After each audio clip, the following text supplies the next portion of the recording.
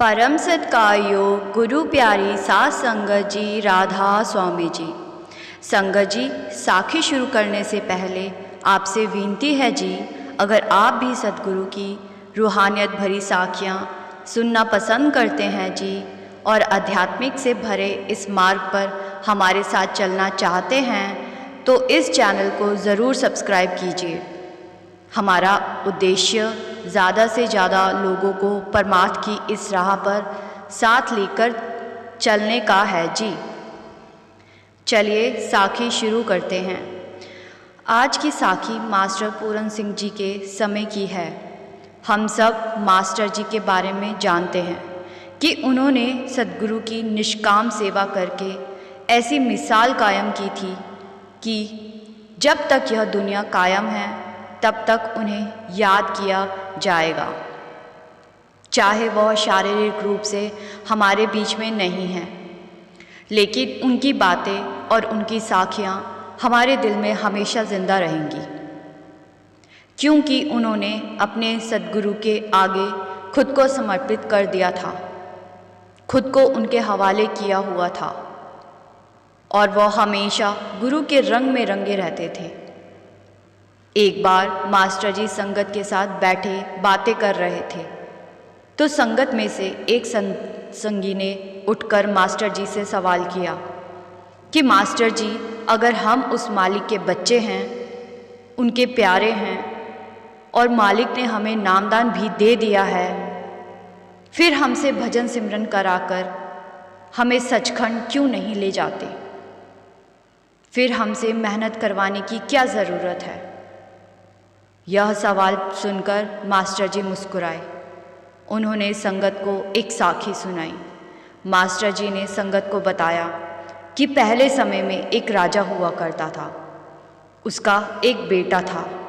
राजा के घर में किसी बात की कोई कमी नहीं थी, लेकिन राजा का जो बेटा था वो बहुत ही बिगड़ा हुआ था। उसे राजपाट की और अन्य सुविधाओं की और भी कदर नहीं थी। वह राजा की कोई भी बात नहीं मानता था, चाहे उसकी उम्र भी छोटी थी, लेकिन वह अपने पिता के कहे अनुसार नहीं चलता था और अपनी मर्जी करता था। राजा को अपने बेटे की चिंता सताने लगी। एक दिन राजा ने दुखी होकर अपने बेटे को कहा कि यदि तुम मेरी बात नहीं मानोगे, मेरे कहे अनुसार नहीं चलोगे और तुम सुधरना नहीं चाहते तो मैं तुम्हें अपने राज्य में से निकाल दूंगा। उनका बेटा राजा की बात को दिल पर ले गया और घर छोड़कर बाहर चला गया। जब राजा को पता चला तो उन्होंने अपने वजीर को कहा कि सारे सैनिक लगा दो, लेकिन मेरे बेटे को ढूंढ कर लाओ। उसने ऐसा ही किया।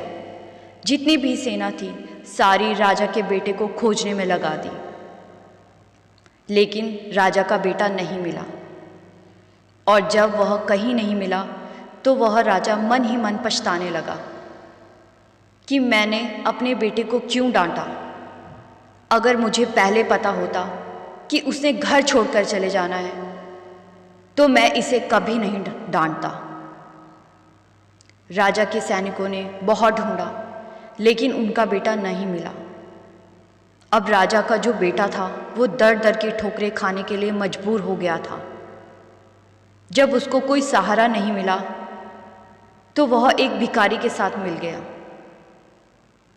काफी समय तक वह भीख मांगता रहा और अपने आप को भिखारी ही समझने लग गया। बड़ा होकर वह भूल ही गया कि वह राजा का पुत्र है, एक राजकुमार है, क्योंकि वह छोटी उम्र में ही घर से भाग गया था और बहुत वर्ष बीत जाने के बाद वह भूल चुका था कि वह एक राजा की औलाद है।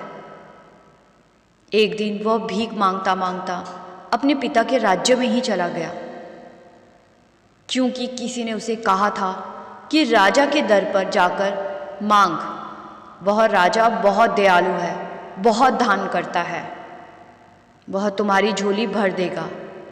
उसने ऐसा ही किया। वह राजा के दरबार में पहुंच गया और वहां जाकर मांगने लगा। जब राजा ने उसे देखा तो राजा ने उसे पहचान लिया कि यह मेरा ही बेटा है, मेरी ही औलाद है।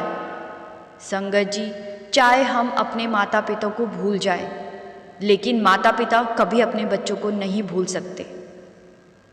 चाहे लाखों करोड़ों के बीच में उसका बेटा खड़ा हो, वह अपने बेटे को पहचान लेते हैं। इस प्रकार राजा ने पहचान लिया कि यह मेरा ही बेटा है। लेकिन उसकी हालत देखकर उसे बहुत दुख हुआ कि वो फटे पुराने कपड़े पहने हुए है और गंदगी से लिपटा हुआ है। राजा ने वजीर को बुलाया और बताया कि यह मेरी औलाद है, मेरे दिल का टुकड़ा है। मेरा दिल करता है कि मैं इसे सीने से लगा लूं। लेकिन वजीर ने रोक दिया कि यह सही समय नहीं है इसे बताने का। अगर आप बता भी देते कि यह आपकी औलाद है तो इसने मानना नहीं है। आप अभी चुप रहिए, सब कुछ मुझ पर छोड़ दीजिए। मैं आपको बताऊंगा कि आपने कब उसे बताना है कि वह आपकी औलाद है।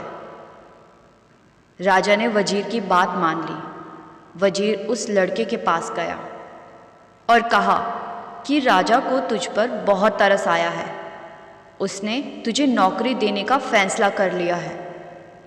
राजा के बेटे को बड़ी खुशी हुई कि चलो रोटी पानी का तो इंतज़ाम हुआ, नहीं तो मुझे रोज़ मांग मांग कर खाना पड़ता था। वह राजा के घर में नौकर बन गया। वजीर ने उसे अच्छे साफ सुथरे कपड़े पहना दिए और उसको महल की साफ सफाई की नौकरी पर रख दिया। अब वो राजमहल की सफाई करता, झाड़ू पोछा करता।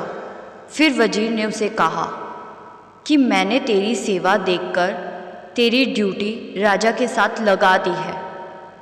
आज के बाद तुझे राजा के साथ ड्यूटी निभानी है। फिर वह पूरी ईमानदारी से राजा के साथ अपनी ड्यूटी करता रहा। फिर वजीर ने राजा से कहा कि अब आप उसे बता दीजिए कि यह आप ही की औलाद है। अब उसे आपकी बात का यकीन हो जाएगा। ऐसा ही हुआ। राजा ने अपने बेटे को बताया कि तू मेरी ही औलाद है और उसे सीने से लगा लिया। संगत जी, मास्टर जी ने बताया कि इसी तरह राजा कौन है? राजा वह मालिक है, अकाल पुरख है। वह वजीर हमारा सद्गुरु है जो हमें संसार की गंदगी में से निकालकर, नहला धुलाकर, हमसे भजन सिमरन करवाकर और सेवा का मौका देकर हमारी गंदगी उतार देता है ताकि हम उसी परमात्मा से मिलने के लायक हो। क्योंकि हम इस संसार के बीच में आकर अपने पिता को भूल जाते हैं और अपने आप को दर दर का भिखारी बना लेते हैं। हम उस राजा के बेटा होकर एक भिखारी की जिंदगी जीने के लिए मजबूर हो जाते हैं और इसी को ही सच मान लेते हैं। लेकिन सच तो यह है कि हम उस मालिक के बच्चे हैं, लेकिन इस दुनिया में आकर भिखारी बन जाते हैं।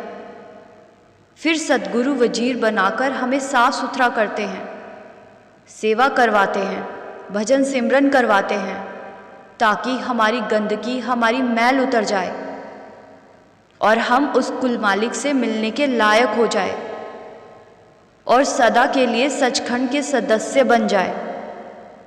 मास्टर जी की साखी को ध्यानपूर्वक सुनने के बाद संगत समझ गई कि बाबा जी हमसे इतनी मेहनत क्यों करवाते हैं। आशा करती हूँ आप भी समझ चुके होंगे। साखी अच्छी लगी तो लाइक और दूसरे भाई बहनों के साथ ज़रूर साझा कीजिए। गुरु प्यारी सात संगत जी, राधा स्वामी जी।